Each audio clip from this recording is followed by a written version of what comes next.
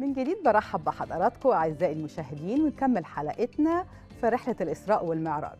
خلوني أرحب النهاردة بضيفي الشيخ أكرم رضا أبو زيد، الباحث في التراث الإسلامي، عشان يرد على أسئلتكم. أهلا وسهلا بحضرتك. أهلا بيك يا فندم. نورتنا النهاردة. الله يسعد قلبكم ويقبل خاطركم. قبل ما نخش على أسئلة السادة المشاهدين في الإسراء والمعراج، عايزة حضرتك تكلمنا عن الإسراء والمعراج. بسم الله والحمد لله والصلاة والسلام على سيدنا ومولانا رسول الله وعلى آله وصحبه ومن والاه، وبعد. الإسراء والمعراج رحلة تكريم من الله سبحانه وتعالى لسيدنا المصطفى صلى الله عليه وآله وصحبه وسلم. رحلة يعني فوق كل الوصف وفوق الحصر.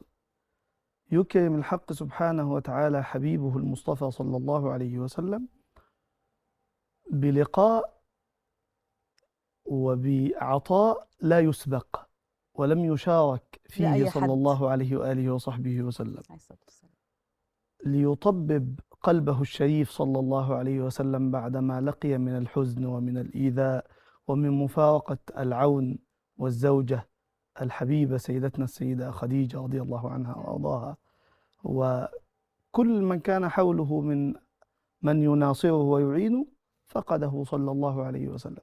فجاءت هذه الرحلة لتطيب خاطره الشريف صلى الله عليه وسلم، ولتعطيه من العطايا ومن المنح ومن الهدايا ما لا يحيط به عقل ولا يدركه وصف، لأنها لقاء الحبيب بحبيبه صلى الله عليه وعلى آله وصحبه وسلم، حيث لا كلام ولا زمان ولا مكان. حتى سيدنا جبريل ما قدرش صلى الله عليه وسلم. كل منهم له مقام معلوم صلى الله عليه وآله.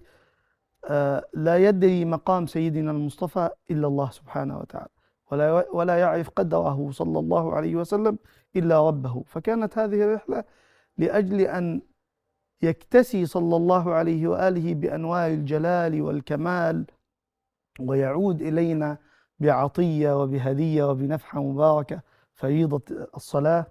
عسى الله أن يجعلنا بهذه الفريضة وبهذه المنحة أهل للترقي والتلقي والعطاء والقبول يا رب إن شاء الله. بقى ناخد